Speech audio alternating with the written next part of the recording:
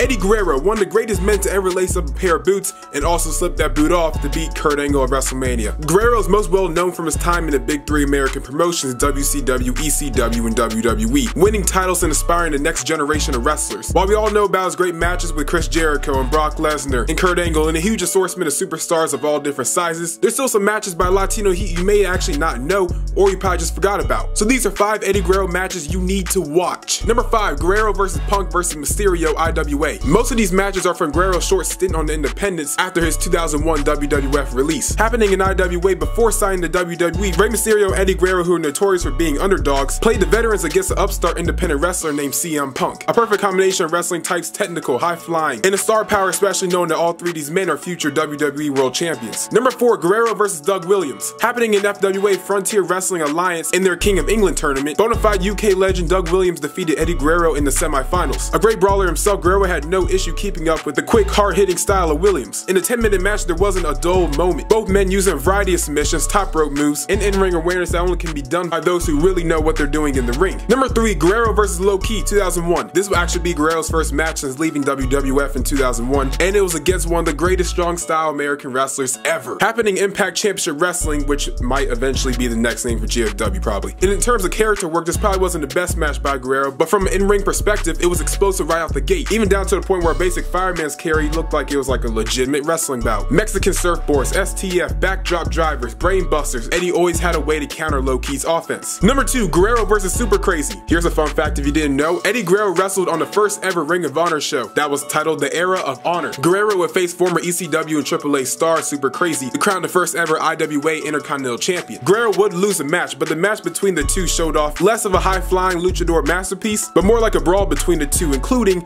a brain buster by Guerrero to Crazy onto the floor.